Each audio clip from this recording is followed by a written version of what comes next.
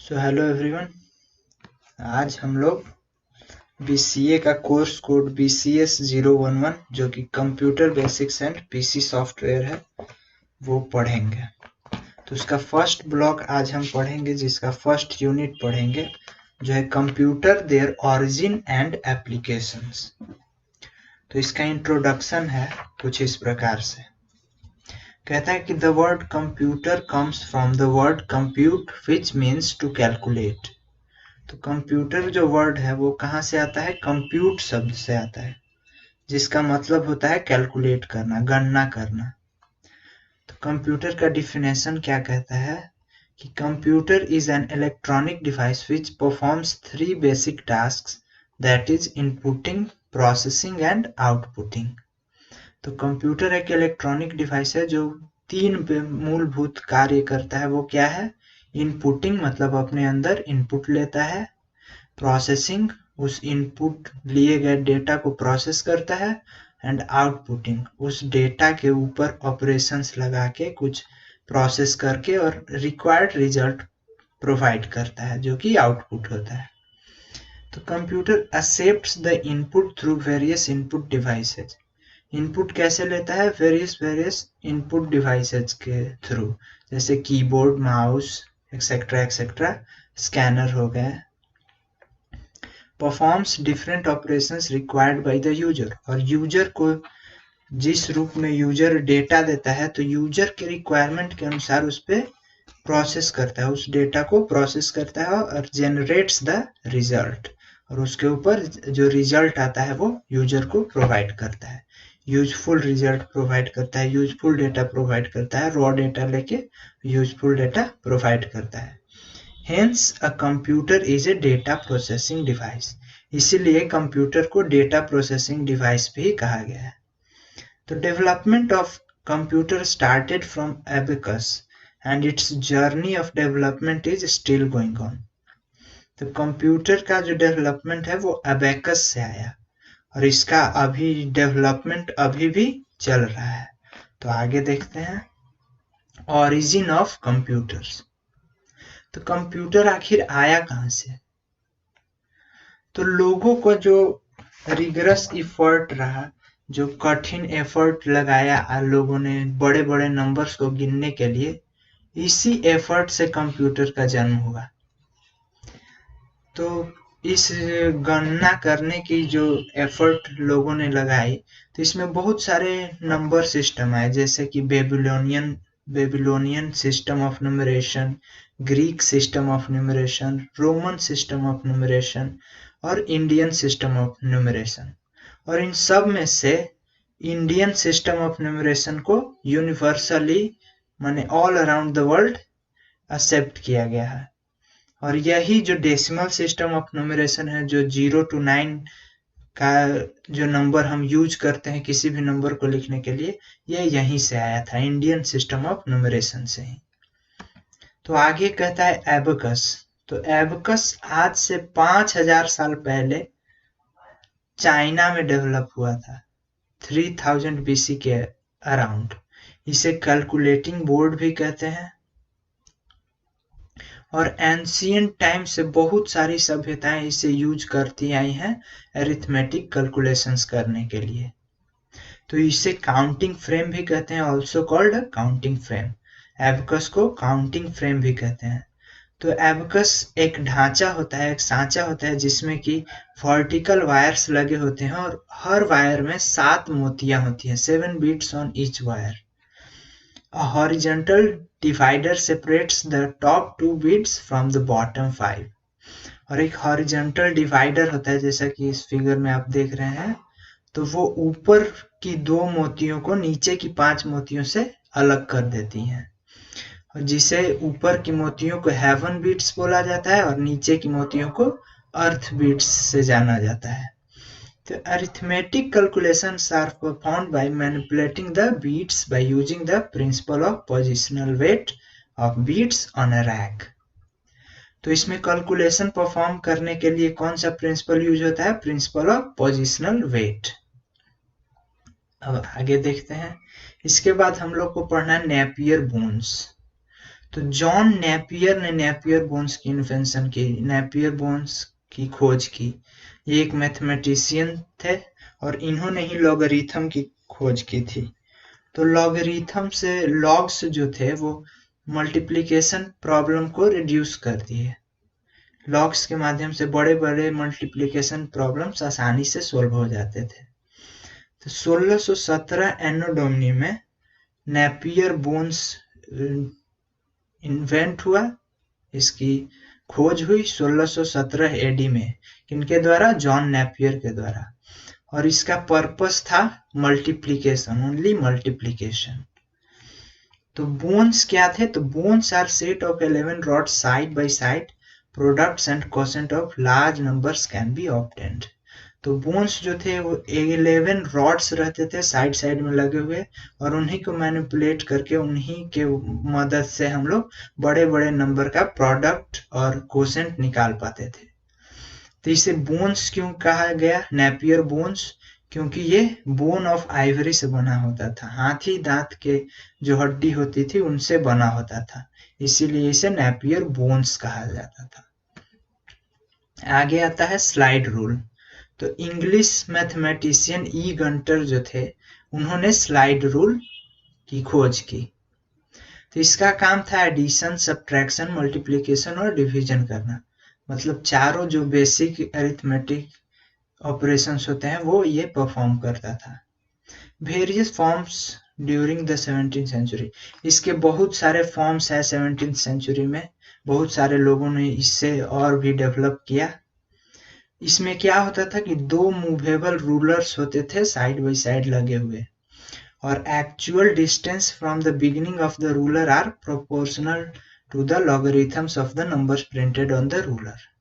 तो जो actual difference होता था, जो रूलर के शुरुआत से जो डिफरेंस आता था वो लॉगरिथम के प्रोपोर्शनल होता था। तो इसका बेसिक काम था मल्टीप्लिकेशन और डिवीजन। ये मल्टीप्लिकेशन और डिवीजन बड़े आसानी से परफॉर्म कर देता था। इसके आगे हम लोग को पढ़ना है पास्कल्स कैलकुलेटर। तो ब्लेज पास्कल जो थे वो एक फ्रेंच मैथमेटिशियन थे और उन मॉडर्न साइंटिस्ट में से एक थे जिन्होंने एक कैलकुलेटर का खोज किया था। तो इन्होंने 19 साल की एज में एक ऐसी कैलकुलेटर की खोज की जो ऐड और सब्ट्रैक्ट करने में कैपेबल था, जो ऐड और सब्ट्रैक्ट कर सकता था। और इस कैलकुलेटर को ऑपरेट करने के लिए बहुत सारे चक्के लगे हुए होते थे, गियर्स लगे रहते थे, सिलेंडर्स लगे रहते थे, तब जाके ये ऑपरेट होता था। तो इसमें इतना ही है। अब आगे Leibniz multiplication and dividing machine. तो इसमें सिर्फ हमें इतना बताया गया है मटेरियल में कि गॉटफ्राइड लिबनिज नाम के जो साइंटिस्ट थे 17th सेंचुरी में, उन्होंने 1673 में एक मैकेनिकल डिवाइस निकाला, मैकेनिकल डिवाइस की खोज की जो मैथमेटिकल कैलकुलेशंस कर सकते थे और लेबर को, श्रम को कम कर सकते थे। तो इनके बारे में बस इतना ही पढ़ना था। अब आया डिफरेंस इंजन। तो यही कंप्यूटर्स के क्रिएशन के प्रति पहला स्टेप था, जो English mathematics professor Charles Babbage, इन्हीं के द्वारा डिफरेंस इंजन बनाया गया। तो ऑल मैथमेटिकल कैलकुलेशन, इसका प्रिंसिपल ये था कि सारे mathematical calculations can be broken up into simple operations, उनको एक सिंपल ऑपरेशन में तोड़ा जा सकता है और वो फिर कॉन्स्टेंटली रिपीट होते हैं, मतलब बार बार वही सेम चीज रिपीट होता जाता है। And that these operation could be carried out by N automatic machine, और वही जो कांस्टेंट रिपीट होता जाता है वही प्रोसेस, तो उसे एक ऑटोमेटिक मशीन के द्वारा कैरी आउट किया जा सकता है, मतलब उसे किया जा सकता है किसी मशीन के द्वारा। तो 1820 में 1820s में उन्होंने डिफरेंस इंजन पे काम करना शुरू किया और 10 साल बाद इसे छोड़ दिया एनालिटिकल इंजन के खोज के लिए, एनालिटिकल इंजन बनाने के लिए, जो कि the real predecessor of the computer था। मतलब कंप्यूटर का जो रियल, जो असली पूर्वज बोला जाता है वो किसे बोला जाता है? एनालिटिकल इंजन को। तो Babbage outlined basic elements of a modern general purpose computers. तो बैबेज जो थे, चार्ल्स बैबेज जो थे, उन्होंने जो एक मॉडर्न जनरल पर्पस जो कंप्यूटर होता है उसका रूपरेखा तैयार किया। और ये किस चीज पर बेस्ड था कि मेथड ऑफ फाइनाइट डिफरेंसेस, मतलब फाइनाइट जो डिफरेंस होते हैं, मतलब जिसे नापा जा सकता है, उनके उसी मेथड पे ये क्रिएट किया गया। It uses only arithmetical addition, removes multiplication and division. तो ये केवल एडिशन के प्रिंसिपल पे ही काम करता था और इसमें सिर्फ एडिशन ही होता था, और एडिशन की मदद से ही मल्टीप्लिकेशन और डिवीजन के काम भी किए जाते थे। तो इससे क्या हुआ कि मल्टीप्लिकेशन और डिवीजन को अप्लाई करने की जरूरत नहीं पड़ी और उनकी नीड खत्म हो गई, जो कि चूंकि मल्टीप्लिकेशन और डिवीजन जो थे वो मशीनी रूप से अप्लाई करना कुछ हद तक डिफिकल्ट था। तो अब आता है कि Charles Babbage is called the father of the computer. ये कॉमन सा जीके का सवाल है कि चार्ल्स बैबेज जो है वो कंप्यूटर के फादर माने जाते हैं। किस लिए? क्योंकि उन्होंने ही तो जो बेसिक एलिमेंट्स होते हैं मॉडर्न जनरल पर्पस कंप्यूटर का, उसकी रूपरेखा उन्होंने ही तैयार की थी। इसके बाद आता है एनालिटिकल इंजन।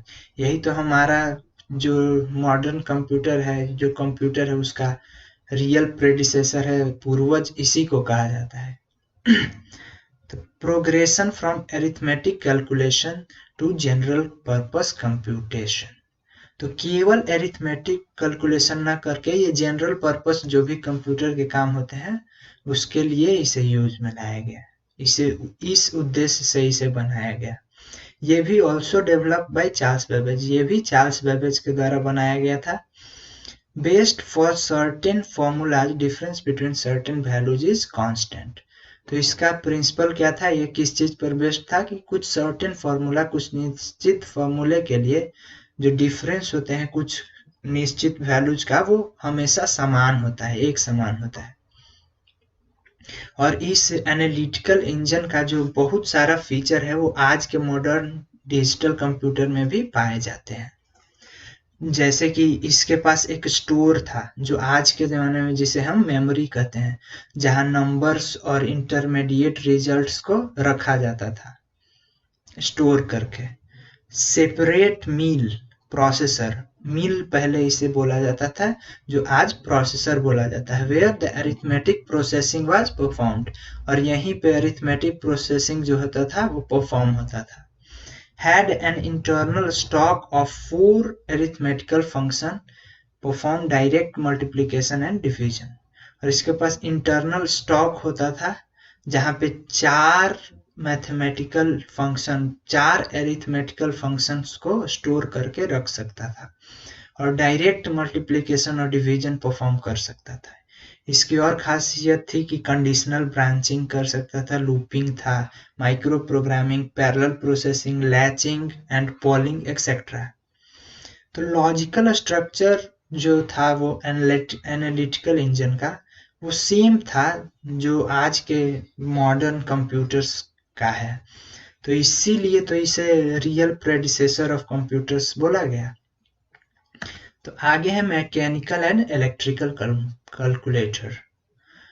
तो 19th सेंचुरी के बिगिनिंग में ये हर तरह का मैथमेटिकल कैलकुलेशंस परफॉर्म कर सकता था, और ये 19th सेंचुरी के बिगिनिंग में आया था मैकेनिकल कैलकुलेटर, और 1960 तक वाइडली यूज हुआ, बहुत बड़े पैमाने पर इसका यूज किया गया। और मैकेनिकल कैलकुलेटर शुरुआत में खुद से ऑपरेट करना पड़ता था और बाद में इसके रोटेटिंग पार्ट जो होते थे उस मैकेनिकल कैलकुलेटर को उसको रिप्लेस कर दिया गया इलेक्ट्रिक कैलकुलेटर्स, इलेक्ट्रिक मोटर से। तो इलेक्ट्रिक मोटर से जब उसका रोटेटिंग पार्ट रिप्लेस कर दिया गया तो इसीलिए इसे इलेक्ट्रिकल कैलकुलेटर नाम दे दिया गया। तो अब आ गया मॉडर्न इलेक्ट्रॉनिक कैलकुलेटर। आज का जो मॉडर्न इलेक्ट्रॉनिक कैलकुलेटर है जो इस प्रकार से दिखता है। तो ये 1960 के दशक में ये इलेक्ट्रॉन ट्यूब्स पर चलता था, इलेक्ट्रॉन की नली से चलता था, जिसके कारण ये बहुत बल्की होता था, बहुत भारी भरकम लगता था, और जिसे बाद में ट्रांजिस्टर्स की मदद से रिप्लेस कर दिया गया, और जिससे कि इसका साइज बहुत छोटा हो गया। तो ये all kinds of mathematical computation and mathematical functions को परफॉर्म कर सकता है, और ये कुछ डाटा को परमानेंटली स्टोर भी कर सकता है। इसमें इनबिल्ट प्रोग्राम होता है कुछ कॉम्प्लिकेटेड कैलकुलेशंस को, जटिल कैलकुलेशन करने के लिए।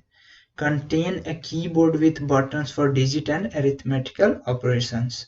इसके पास एक कीबोर्ड होता है जिसमें कि बटन्स होते हैं, जिससे हम डिजिट्स जो होते हैं वो डाल सकते हैं और ऑपरेशंस डाल सकते हैं, प्लस माइनस इनटू, जैसे कि यहाँ पे दिया हुआ है 1 2 3 4 5 6 7 8 9, प्लस माइनस इनटू डिवीजन। तो sophisticated arithmetic and financial computations, तो ये कुछ जटिल जो होते हैं अरिथमेटिकल ऑपरेशंस, उनको भी परफॉर्म कर सकता है। फाइनेंशियल कंप्यूटेशंस परफॉर्म कर सकता है, जैसे कितना टैक्स लगेगा, कितना % इंटरेस्ट लगेगा किसी सम पे। पोलर से रेक्टेंगुलर कोऑर्डिनेट में कन्वर्ट कर सकता है, स्क्वायर रूट निकाल सकता है, लॉगरिथम्स निकाल सकता है, ट्रिगोनोमेट्रिक रिलेशनशिप्स निकाल सकता है। तो ये मॉडर्न इलेक्ट्रॉनिक कैलकुलेटर होगा। अब हम आगे पढ़ेंगे जनरेशन ऑफ कंप्यूटर्स। तो आज के लिए इतना ही। Thank you.